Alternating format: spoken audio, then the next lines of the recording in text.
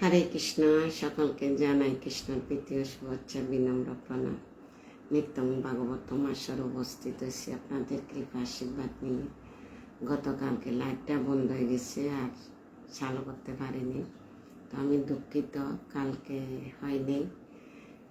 48তম পর্ব ছিল আর 11 নম্বর শ্লোক থেকে পাঠ করার ইচ্ছা ছিল, তো পারলাম না। আপনাদের কৃপা আশীর্বাদ নিয়ে আজকে শুরু করার চেষ্টা করছি। হরে কৃষ্ণ। ওম অজ্ঞানং তিমিরান্ধস্য জ্ঞানাঞ্জন শলাকায় চক্ষুরন্মীলিতং যেন তস্মাৎ শ্রী গুরুবে নমঃ। শ্রী চৈতন্য মনোভীষ্টং স্থাপিতং যেন ভূতলে স্বয়ং রূপ কদা মह्यं দদাতি স্বপদান্তিকम्। বন্দেহং শ্রীগুরু শ্রীযুতপদকমলম শ্রীগুরূन् বৈষ্ণবাংশ শ্রীরূপং সাগ্রজাতং সহগণ রঘুনাথং বিতং তং সজ্জীবং সাদ্বৈতং সাবধূতং পরিজন সহিতং কৃষ্ণ চৈতন্য দেবং শ্রী রাধা কৃষ্ণ পাদান সহগণ ললিতা শ্রী বিশাখানিতং স। হে কৃষ্ণ করুণা সিন্ধু দীনবন্ধু জগৎপতে গোপেশ গোপিকা কান্ত রাধাকান্ত নমস্তুতে। তপ্ত কাঞ্চন গৌরাঙ্গী রাধে বৃন্দাবনেশ্বরী বিশ্বভানুসুতে দেবী প্রণমামি হরিপ্রিয়ে। নারায়ণং নমস্কৃত্যং নরং চৈব নরোত্তমং দেবীং সরস্বতী ব্যাসং ততো জয়মুদীরয়ে। নষ্টপ্রায়েষু অবদ্যেষু নিত্যং ভাগবত সেবায় ভগবতী উত্তম শ্লোকে ভক্তির্ভবতি নষ্টকে। মুখং করোতি বাচালং পঙ্গুং লঙ্ঘয়তে গিরিম যৎকৃপা তমহং বন্দে শ্রীগুরু দীনতাদীনম। শ্রী চৈতন্য ঈশ্বরম পরমানন্দ মাধবং। কৃষ্ণায় বাসুদেবায় দেবকী নন্দনায় চ নন্দগোপ কুমারায় গোবিন্দায় নমো নমো।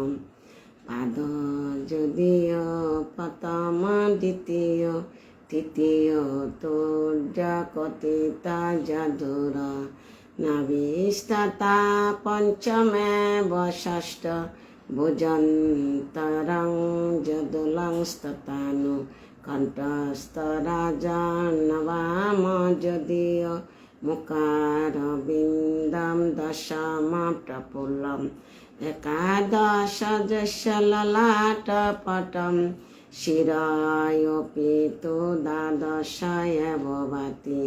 তমাদিদেবং করুণানিদানং তমালবর্ণং সুহিতায় অবতারং। অপার সংসার সমুদ্র সেতু ভজামহে ভাগবত স্বরূপম। হরে কৃষ্ণ। সর্বপ্রথম আমার পরমারাধ্য গুরু মহারাজ জগৎগুরু শিলা প্রভুপাদ পূর্বতম আচার্যদের চরণ কমলে প্রণতি জ্ঞাপন করছি। তার সঙ্গে উপস্থিত ভক্তবৃন্দ চরণ কমলে জানাই বৈষ্ণবীয় প্রণাম। বাঞ্ছা কল্পতরু বৈশ্য কৃপা সিন্ধু ভয়াবচ পতিতানং পাবনভ্যো বৈষ্ণব নমো নমঃ। হরে কৃষ্ণ। কাজল দেবনাথ। হরে কৃষ্ণ মাতাজি। শ্রীমান হরে কৃষ্ণ। আচ্ছা নাম হরি। হরে কৃষ্ণ। কাজল দেবনাথ। হরে কৃষ্ণ। হরি বল হরি বল। সবাইকে অসংখ্য অসংখ্য ধন্যবাদ। আচ্ছা নাম হরি। হরে কৃষ্ণ। সবাইকে অসংখ্য ধন্যবাদ। কালকে দুঃখিত, এই টাইমে লাইট বন্ধ হয়ে গেছে। ওই উপরে কাজ চলতেছে, তো লাড়াচাড়া হচ্ছে আর ঠিক করতে পারিনি। রাত্রে ঠিক হয়েছে আর কি,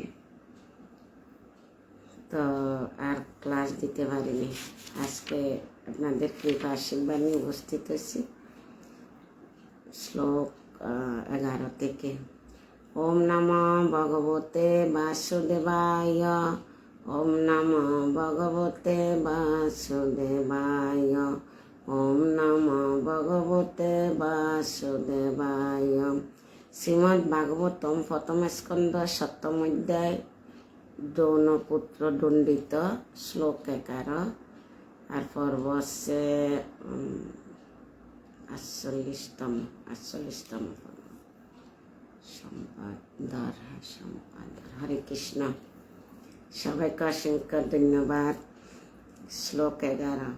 হরে গুণ আকীর্তমতে ভগবান বাদায়িনে অদ্যগাত মহৎ আখ্যানম নিত্যম বিষ্ণু জনপ্রিয়।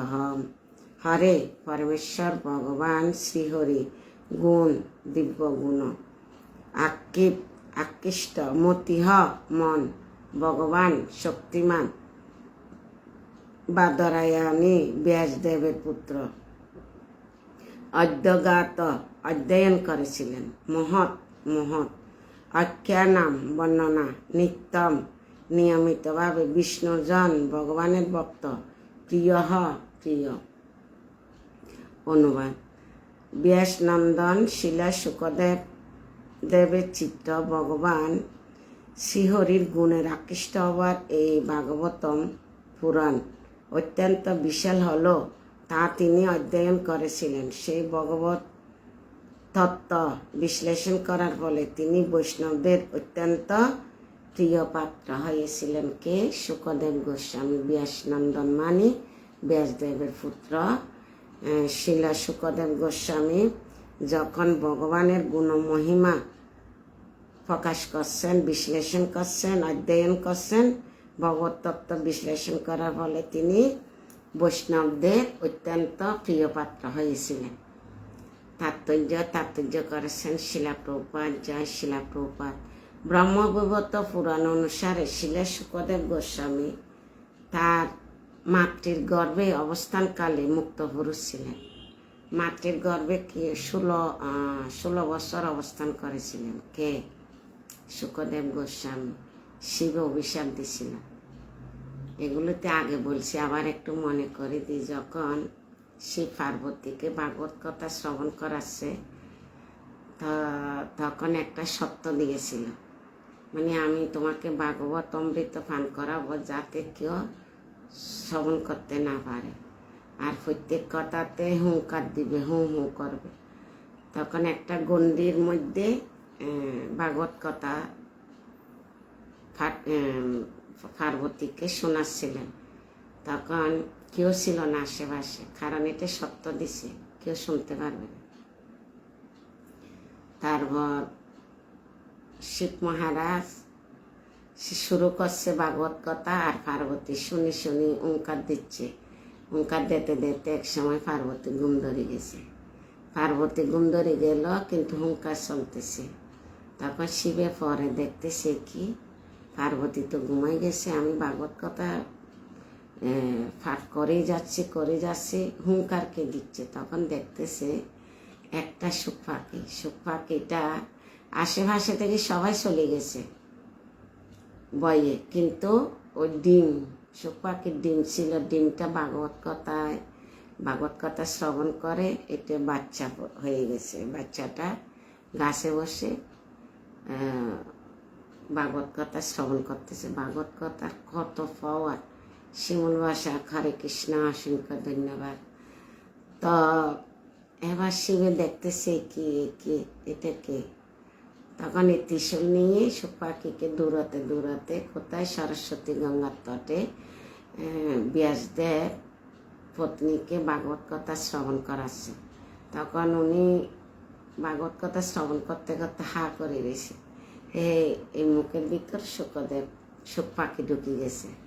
সুখ পাখি যখন ঢুকে গেছে তখন শিব পিছিয়ে দূরে আসি বলছে যে তুমি যখন মাতৃগর্ভে প্রবেশ করছ ওখানে 16 বছর থাকতে হবে।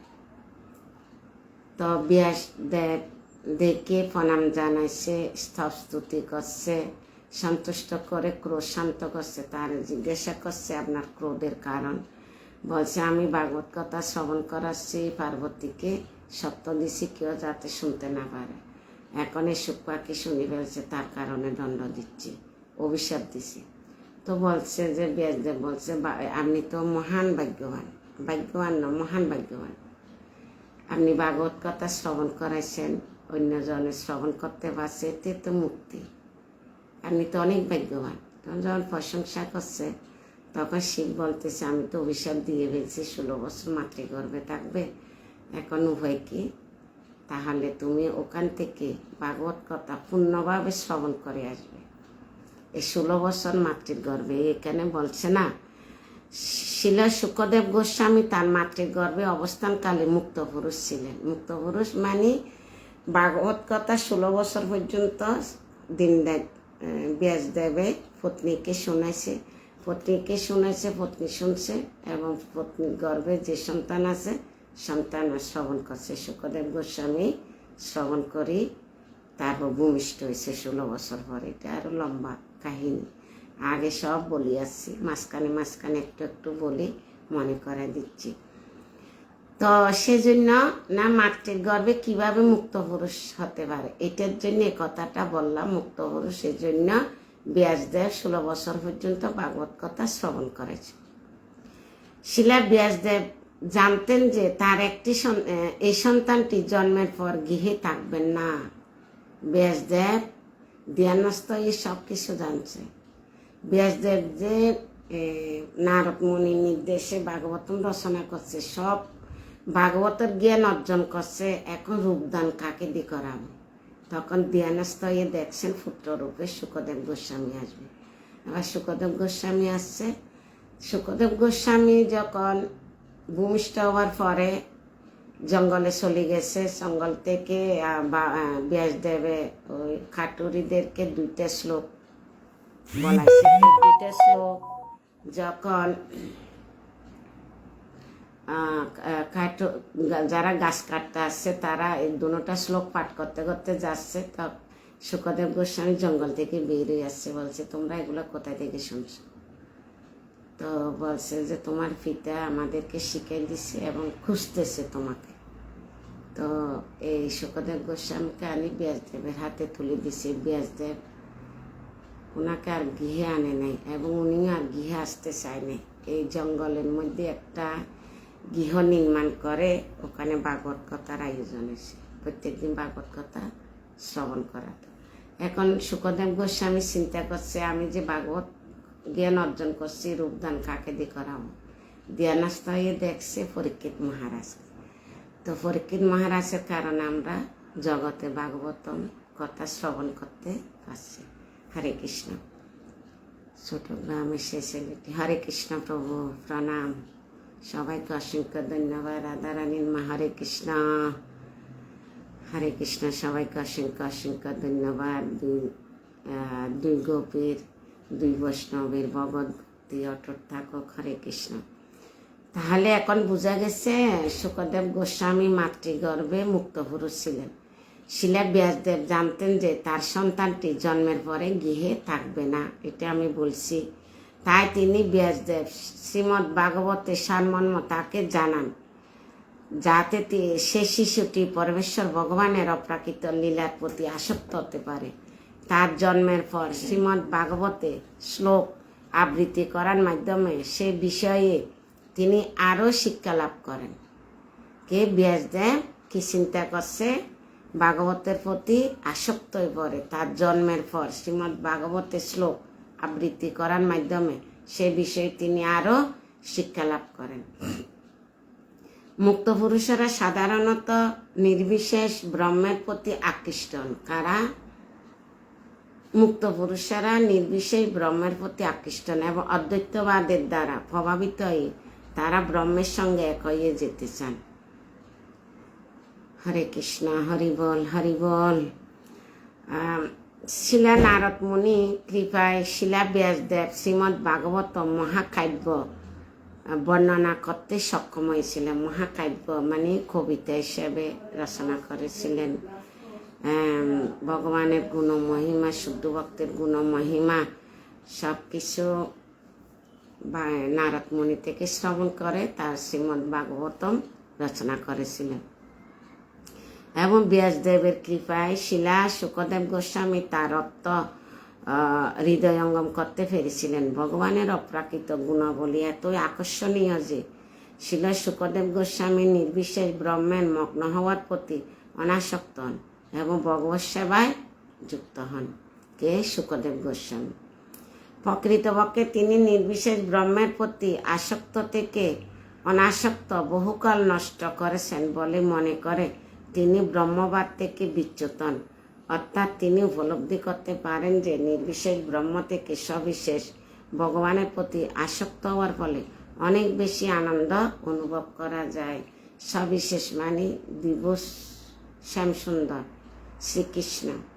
ভগবানের রূপ আছে, গুণ আছে, তাই ভগবান হচ্ছে সবিশেষ। ভগবান যদি সবিশেষ না হয় তাহলে আমরা সেবা কাকে করতেছি, কাকে আরতি দিচ্ছি, কাকে বুক লাগাচ্ছি, কার কাছে প্রার্থনা করছি।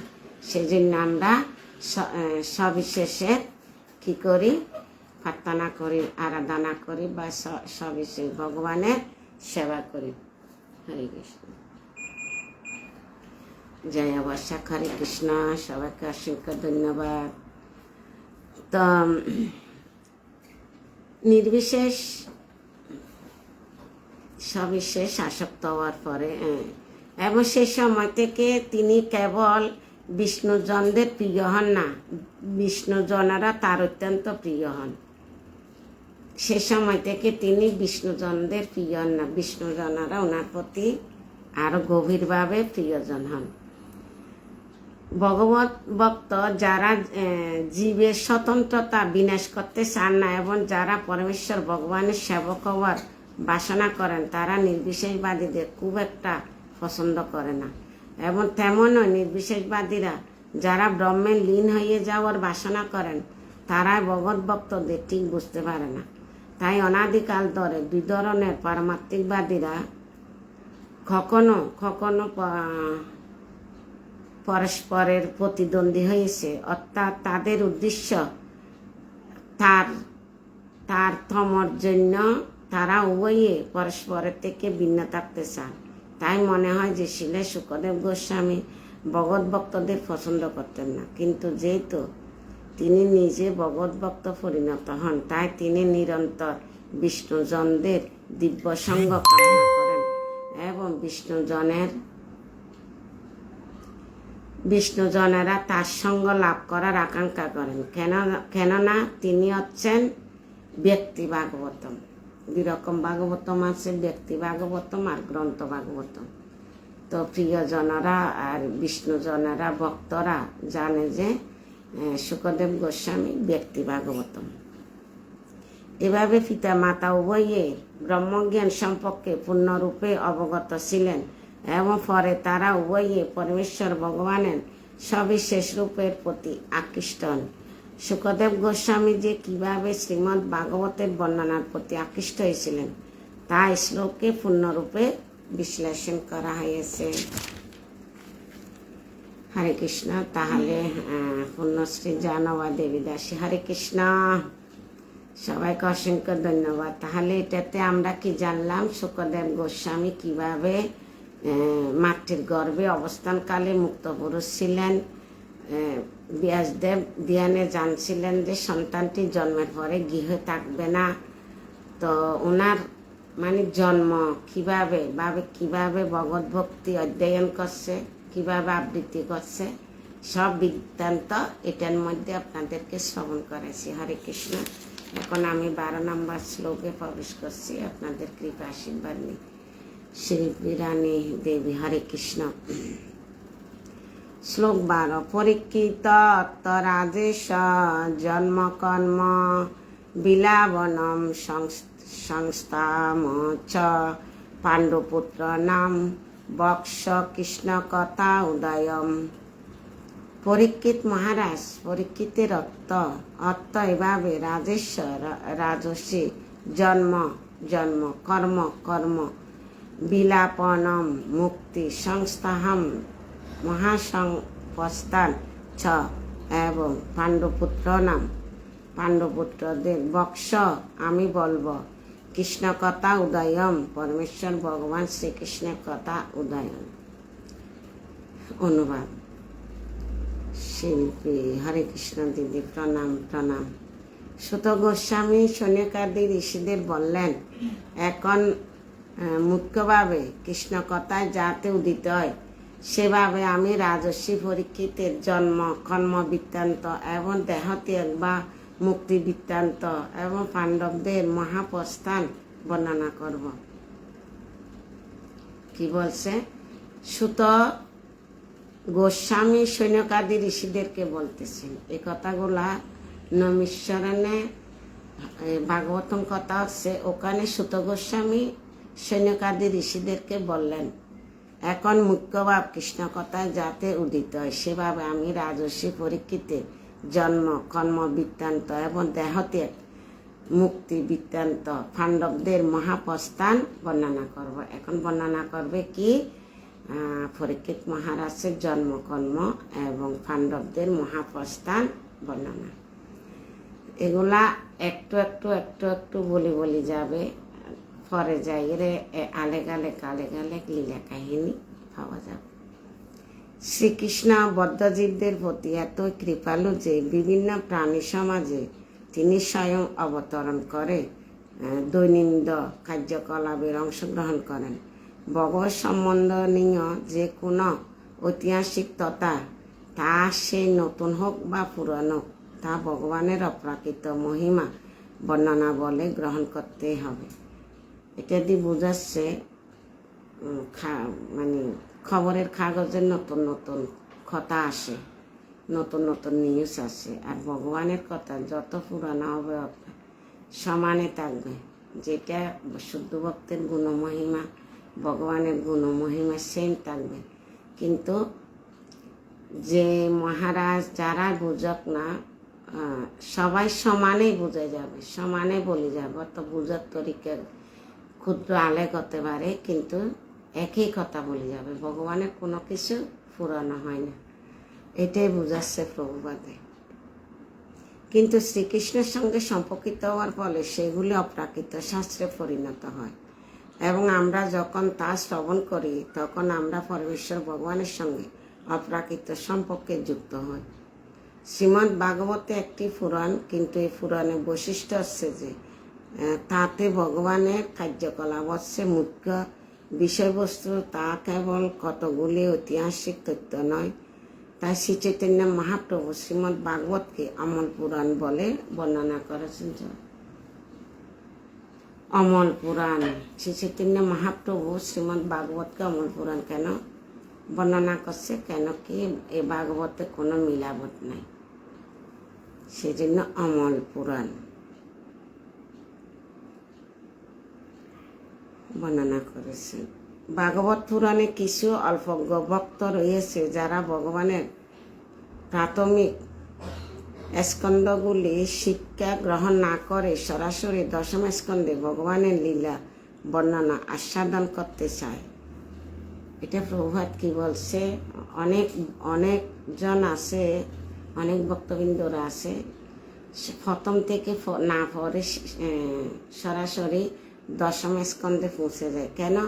দশম স্কন্ধে ভগবানের রাসলীলা, গোপীদের লীলা আছে, গোপীদের সাথে কিভাবে লীলা করছে এগুলা বলার জন্য দশম স্কন্ধে পৌঁছে যায়। সেজন্য প্রভুপাদ নিষেধ করছে প্রথম থেকে পড়ে যায়। আপনাদের আশীর্বাদে আমি প্রথম থেকে একবার শেষ করছি, তখন হয়তো আমি বুঝিনি, তো এখন আবার প্রথম থেকে আপনাদের সাথে যুক্ত হয়ে পড়তেছি। কেন? আমি যেটা ভুল করি, ভুল মিনস আমরা তো ভাগবতম পড়তে পড়ছি, কিন্তু গভীরভাবে বুঝিনি। তো এখন আপনাদের কৃপা আশীর্বাদে যখন শব্দ বোঝার চেষ্টা করছি, বা সুন্দর নিত্যানন্দ প্রভুর ক্লাসে আমি 2 বছর ক্লাস করছি, ওনার মাধ্যমে আমি শিখছি। তো আমি চাচ্ছি আপনাদের মাধ্যমে আমি প্রকাশ করি, তাই ভাগবতম প্রথম থেকে আবার শুরু করছি। কৃপা আশীর্বাদ করবেন আমি যাতে 12 স্কন্ধ, 18,000 শ্লোক, 18টা ভাগবতম শেষ করি, জগৎ থেকে বিদায় নিতে পারিব। তো আমার এই অভিলাষ লাইভে বসিয়ে এই ভাগবতমগুলা শেষ করা। জানি না, বলতেছি তো আজকে আসি, এখন আছি, এখনের খবর জানি। এখন থেকে উঠি যে মাতাজিদের ক্লাস আছে, ওইটা যে অংশগ্রহণ করতে পারবো কোনো নিশ্চিত আছে। ভগবান চাইলে রাখবে, আর না চাইলে নিয়ে যাবে, এটা আমার হাতে নেই। আমার দেহর মালিক আমি না। আমি যে শ্বাস ফেলতেছি এটার মালিকও তো আমি না। তো আমরা কীভাবে জানবো? পরীক্ষিত মহারাজ জানতে পারছে 7 দিনে মৃত্যু হবে।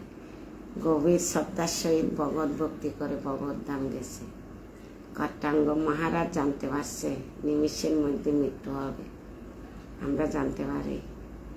সেজন্য আমাদের নিত্যং ভাগবত সেবায় যুক্ত থাকতে হবে। নিত্যং ভাগবত সেবায় যুক্ত থাকলে যে কোনো টাইমে মৃত্যু আসক, ভক্তরা মৃত্যুকে ভয় করে না, যে কোনো টাইমে আসক। ঠিক আছে? হরে কৃষ্ণ।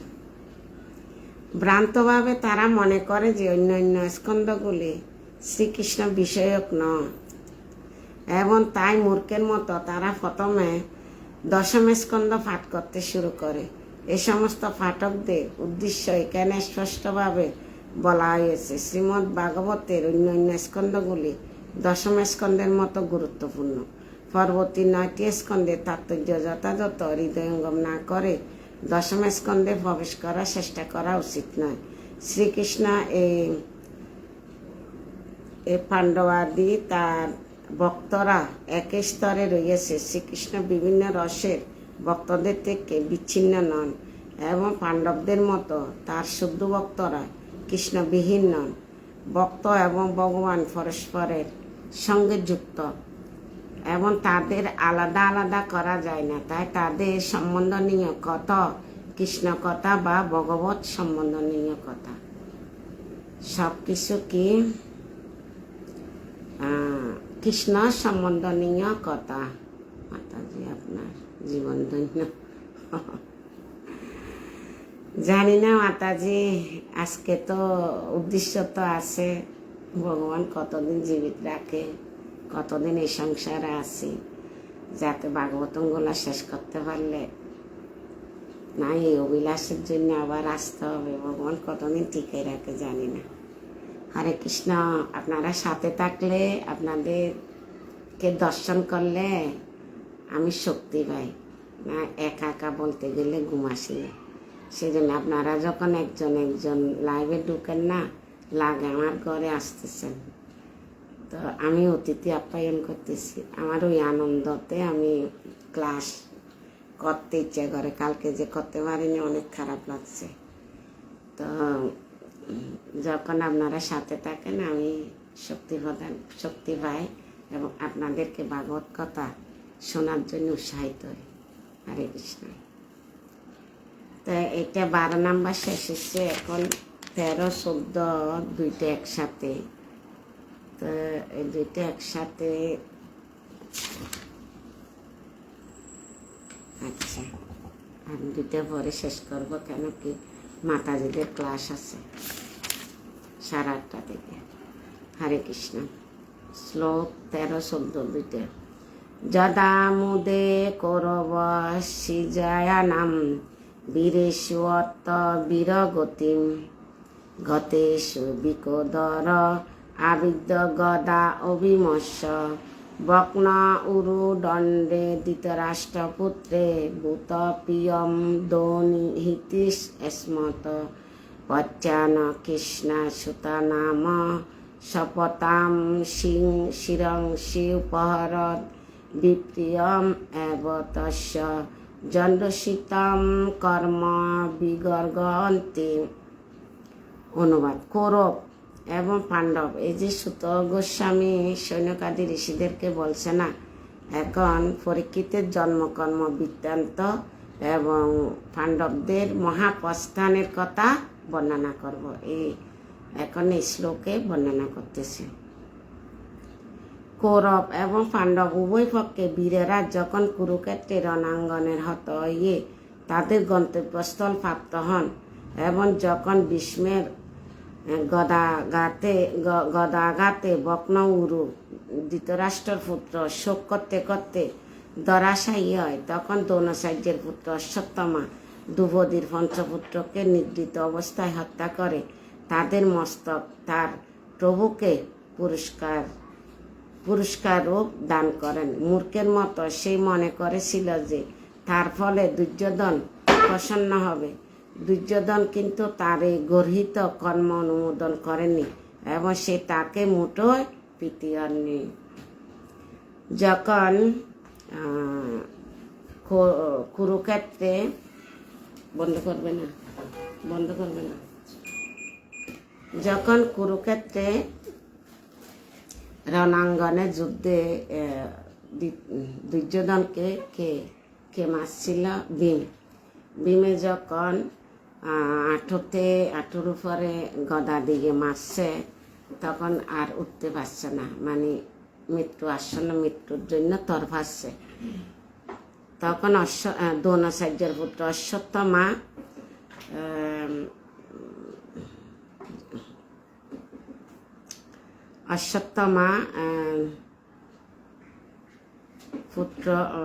অশ্বত্থামা ধৃতরাষ্ট্রের পুত্র শোক করতে করতে ধরাশয়ী হয় এবং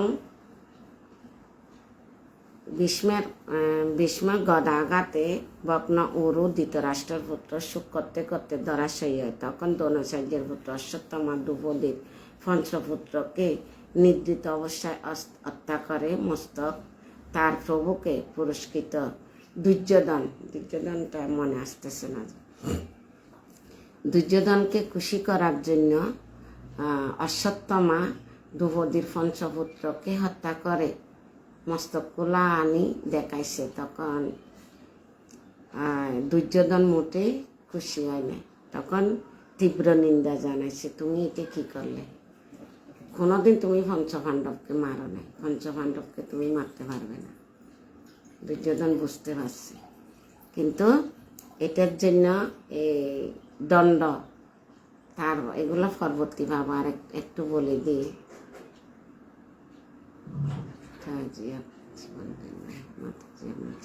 হরে কৃষ্ণ, হরে কৃষ্ণ। তো যখন অর্জুন রশিদি বাঁধে টানি টানি নিয়ে আসছে কোথায়? দ্রৌপদীর কাছে। অশ্বত্থামাকে বলছে যে এর মস্তক ছেদন করো, তোমার পঞ্চপুত্রর মস্তক ছেদন করছে, এখন এর মস্তক তুমি ছেদন করে দাও। তখন দ্রৌপদী হাত জোর করে ক্ষমা চাইছে, আমি ব্রাহ্মণের পুত্রকে কোনোদিন আমি হত্যা করতে পারবো না, আমি যেরকম বিলাপ করতেছি আমার পঞ্চপুত্রের জন্য, অশ্বত্থামার মা তো বিলাপ করবে, তাকে ক্ষমা করে দাও। তো জগতের কজনের মাতা ক্ষমা করতে পারবে? চিন্তা করে দেখেন দ্রৌপদী কত মহান, কত উদার ছিলেন। এগুলো আমরা পরে ভাবো, এখন একটু বলতেছি আর কি। তাৎপর্য শ্রীমদ্ ভাগবতে ভগবান শ্রীকৃষ্ণ কার্যকলাপে যে অপ্রাকৃত বর্ণনা রয়েছে তা শুরু হয় কুরুক্ষেত্রের যুদ্ধের পর থেকে। মনে রাখবেন, শ্রীমদ্ ভাগবতের ভগবান শ্রীকৃষ্ণের কার্যকলাপ অপ্রাকৃত বর্ণনা করতে শুরু হয় কুরুক্ষেত্রের যুদ্ধের পর থেকে, যেখানে শ্রীমদ্ ভগবদ্গীতার মাধ্যমে ভগবান স্বয়ং তার নিজের সম্বন্ধে বলেছেন। তাই ভগবদ্গীতা এবং শ্রীমদ্ ভাগবতম উভয় হচ্ছে ভগবান শ্রীকৃষ্ণ সম্বন্ধ নিয়ে চিন্ময় বিষয়। গীতা হচ্ছে কৃষ্ণ কথা বা শ্রীকৃষ্ণের কথা, কেননা তা ভগবান স্বয়ং বর্ণনা করেছেন। গীতা হচ্ছে ভগবান স্বয়ং, আর শ্রীমদ্ ভাগবতম হচ্ছে কৃষ্ণ কথা, কেননা তা হচ্ছে ভগবান সম্বন্ধ নিয়ে কথা। শ্রী চৈতন্য মহাপ্রভু চেয়েছিলেন যে সকলে যেন তার নির্দেশ অনুসরণ কৃষ্ণ কথা শ্রবণ করে। শ্রীকৃষ্ণ চৈতন্য মহাপ্রভু হচ্ছেন ভক্তরূপে শ্রীকৃষ্ণ স্বয়ং, এবং তিনি শ্রীকৃষ্ণের উপদেশ এবং শ্রীকৃষ্ণ চৈতন্য মহাপ্রভুর উপদেশ অভিন্ন। বোঝা গেছে? শ্রীকৃষ্ণ এবং শ্রীকৃষ্ণ চৈতন্য মহাপ্রভুর উপদেশ অভিন্ন। শ্রীকৃষ্ণ চৈতন্য মহাপ্রভু চেয়েছিলেন যে ভারতভূমিতে যারা জন্মগ্রহণ করেছেন তারা যেন এই কৃষ্ণ কথা গভীরভাবে হৃদয়ঙ্গম করার চেষ্টা করেন। ভারতভূমি, সব জায়গাকে ভারতভূমি, বাংলাদেশ বলো, ইন্ডিয়া বলো, পাকিস্তান বলো, সব হচ্ছে ভারতভূমি। ভারতভূমিতে যারা ভারতভূমিতে জন্ম হইল, মনুষ্যের জন্ম হইল, যার জন্ম সার্থক করো পরোপকার। পরোপকার মানে প্রচার। প্রচার মিনস আপনারা এখন ভাগবতম ক্লাস শুনতেছেন, যদি শেয়ার করেন আপনাদের মাধ্যমে অন্যরা শ্রবণ করতে পারবে, এটা একটা প্রচার। তো আর শ্রবণ করে যদি অন্যকে শ্রবণ না করায় এটা একটা অপরাধ আছে। কেন আপনি সলধর্ম, আপনি নিজে শুনে নিজে জানেন, নিজে বসে আছেন, এটা প্রচার করতেছেন। যদি এটা আরেকজনের কাছে বলেন তাহলে আপনারটা যে ভুলে যাওয়ার কোনো চান্স থাকবে না। আমি যে এখন ভাগবতম কথা শ্রবণ করছি, একটা শব্দ যদি বলতে পারেন, এতে আপনার জীবন ধন্য। হরে কৃষ্ণ।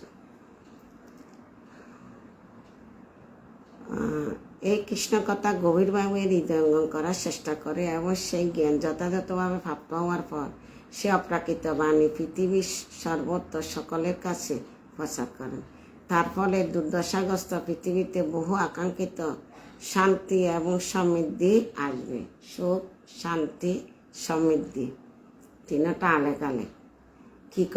কি হবে যদি আমরা শ্রদ্ধার সহিত ভাগবত শ্রবণ করি, তাহলে আমাদের সুখ, শান্তি, সমৃদ্ধি গড়ে উঠবে। হরে কৃষ্ণ। এখন 15 নম্বর শ্লোক, এটা ছোট আছে, এটা পাঠ করে শেষ দিব। হরে কৃষ্ণ। মাতা শিশুনাম নিদনম সুতনাম শিষ্যম গৌরম পরিতপামানম তদা অরোদত বাষ্পকল আকুলাঙ্কে তাম সন্তায়ন আহো ক্ষিতিমালিম। অনুবাদ: অর্জুনের 5 পুত্র জননী দ্রৌপদী তার পুত্রদের মৃত্যু সংবাদ শ্রবণ করে অশ্রুপূর্ণ নয়নে আকুলভাবে ক্রন্দন করতে করতে তাকে তার গভীর শোক শান্ত করার চেষ্টা অর্জুন তাকে বললেন। আচ্ছা, এটাতে তাৎপর্য নেই। কি বললেন অর্জুনে, কি বলছে দ্রৌপদীকে, এই 16 নম্বর শ্লোকটা পাঠ করে শেষ দিব। 16 নম্বর: তদা শোচতে পজুমামি বদ্রে তদ ব্রহ্ম বন্ধ শিরাত থাইন গান্ডি মুক্ত বিশিক্ষ উপহারে তথা আক্রমণ্য যৎ শাসচে দ্বন্দ্বপুত্রাহ। অনুবাদ: এ বদ্রে, আমার গান্ডীব থেকে নিক্ষিপ্ত তীর দিয়ে তোমার পুত্রদের হত্যাকারী মস্তক ছেদন করে আমি তোমাকে তা উপহার দেব। অর্জুন কাকে বদ্রে মানে দ্রৌপদীকে বলতেছে যে, আমি বলছি না এটা আগে, আমার গান্ডীব মানে দোনো থেকে নিক্ষিপ্ত তীর দিয়ে তোমার পুত্রদের হত্যাকারীকে অশ্বত্থামা মস্তক ছেদন করে আমি তোমাকে তা উপহার দিব। বলছে আমি অশ্বত্থামার মস্তক ছেদন করে তোমাকে উপহার দিব। তখন আমি তোমার শোকের জল মুছিয়ে দেব এবং আমি তোমাকে সান্ত্বনা দিব। তারপর তোমার পুত্রদের মৃতদেহ সৎকার করে তুমি তার মাথার উপর দাঁড়িয়ে স্নান করো। কে বলতেছে? অর্জুন দ্রৌপদীকে কথা বলতেছে।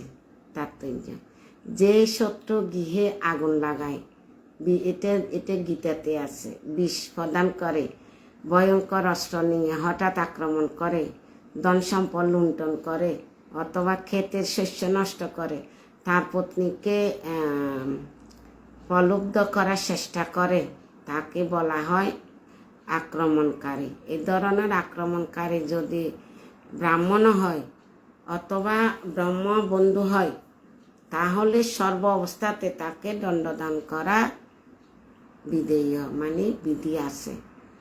অর্জুন তখন প্রতিজ্ঞা করেন যে অশ্বত্থামা নামক আক্রমণকারীর মস্তক তিনি ছেদন করবেন। তিনি জানতেন যে অশ্বত্থামা ছিলেন ব্রাহ্মণের পুত্র, কিন্তু তথাকথিত ব্রাহ্মণারা যখন একজন কসাইয়ের মতো আচরণ করে তখন তাকে একটি কসাইয়ে বলে। মনে করা হয় যে কলিযুগে এরকম ব্রাহ্মণের পুত্রকে হত্যা করলে কোনো পাপ হয় না। এটা দুঃখের সহিত বলতেছে অশ্বত্থামা, কারণ ব্রাহ্মণ পুত্র ছিলেন, তো যার 5 পুত্রকে হত্যা করছে তাকে আর কি বলবে। বর্তমান যুগে তো হত্যা করলে আগে হত্যা করে ফেলবে, এদিক সেদিক আর দেখবে না। তো আমরা কি পেলাম, দ্রৌপদীর পঞ্চপুত্রকে কে হত্যা করছে? অশ্বত্থামা। অশ্বত্থামা কাকে খুশি করার জন্য? দুর্যোধনকে। দুর্যোধন মোটে খুশি হয় নাই। কেন কি দুর্যোধন জানে পঞ্চপাণ্ডবকে কোনোদিন মারতে পারে নাই। তুমি দ্রৌপদীর পুত্রকে পঞ্চপুত্র তারা নির্দয় অবস্থায় তুমি হত্যা করে আনছ, এতে আমি মোটই খুশি হয় নাই। তো এটা তরভাতে দুর্যোধন মৃত্যুবরণ করছে। এরপরে দ্রৌপদী যখন বিলাপ করতেছে, অর্জুন বলতেছে, দ্রৌপদী তোমার পঞ্চপুত্র হত্যাকারী কে আমি গান্ডীব মানে আমার ধনু দিয়ে মস্তক ছেদন করে তোমাকে উপহার দিব, তোমার চোখের জল মুছি দিব, তোমাকে সান্ত্বনা দিব। তারপর তোমার পুত্রদের মৃতদেহ সৎকার করব এবং তুমি তার মাথার উপর দাঁড়িয়ে স্নান করবে। এটা রাগে অর্জুনে দ্রৌপদীকে সান্ত্বনা দিচ্ছে। এবার দ্রৌপদী কি বলবে পরের শ্লোকে শোনার জন্য আমন্ত্রণ রইল। হরে কৃষ্ণ। ভাগবতম গ্রন্থরাজ কি জয়, শিলা প্রভুপাদ কি জয়, শিলা গুরু মহারাজ কি জয়, অনন্ত কোটি বৈষ্ণববৃন্দ কি জয়, নিতাই গো সীতানাথ প্রেমানন্দে হরি হরি বল। কত সুন্দর সুন্দর কথা ভাগবতমের, কত সুন্দর লীলা কাহিনী এখানে দিচ্ছে। একটু একটু দিচ্ছে। পর্বতে আলে গালে জীবন লীলা পাওয়া যাবে। একটু দিচ্ছে কেন? দ্রৌপদীর জীবনী জানার ইচ্ছা, দ্রৌপদীর পুত্রদের জীবনী জানার, তার অশ্বত্থমার, এগুলো জানার আগ্রহ জাগার জন্য। সেজন্য প্রভুপাদ একটু তুলে ধরছে। এবং শুকদেব গোস্বামী যখন পাঠ করতে বসছে, যেটা মনে পড়ছে ওইটাই বলা শুরু করছে। তাই সেজন্য আর ওনার মাধ্যমে শুকদেব গোস্বামী পরীক্ষিতের মহারাজের মাধ্যমে আমরা আজকে ভাগবতম শ্রবণ করতে পারছি। হরে কৃষ্ণ। সবার আধ্যাত্মিক মঙ্গলের জন্য, যাতে ভগবত ভক্তি জাগ্রত হয়। আর গুরু মহারাজের জন্য 3 বার আমরা 6 বার কৃষ্ণের নাম নিব। ঠিক আছে? গুরু মহারাজের শারীরিক সুস্থতার জন্য দীর্ঘায়ু প্রদান করে মতো ভগবানের কাছে আমরা 6 বার প্রার্থনা করি। জয় শ্রীকৃষ্ণ চৈতন্য প্রভু নিত্যানন্দ, শ্রী অদ্বৈত গদাধর শিবাসাদি গৌর ভক্তবৃন্দ। হরে কৃষ্ণ কৃষ্ণ কৃষ্ণ হরে হরে, হরে রাম রাম রাম হরে হরে, হরে কৃষ্ণ কৃষ্ণ কৃষ্ণ হরে হরে, হরে রাম রাম রাম হরে হরে, হরে কৃষ্ণ কৃষ্ণ কৃষ্ণ হরে হরে, হরে রাম রাম রাম হরে হরে, হরে কৃষ্ণ কৃষ্ণ কৃষ্ণ হরে হরে, হরে রাম রাম রাম হরে হরে, হরে কৃষ্ণ কৃষ্ণ কৃষ্ণ হরে হরে, হরে রাম রাম রাম হরে হরে, হরে কৃষ্ণ কৃষ্ণ কৃষ্ণ হরে হরে, হরে রাম রাম রাম হরে হরে। হরির নাম সংকীর্তন কি জয়, শিলা প্রভুপাদ কি জয়, শিলা গুরু মহারাজ কি জয়, অনন্ত কোটি বৈষ্ণববৃন্দ কি জয়, নিতাই গো সীতানাথ প্রেমানন্দে হরি হরি বল। হরে কৃষ্ণ। সকলে সুস্থ থাকুন, ভালো থাকুন। হরে কৃষ্ণ। সবাইকে প্রণাম।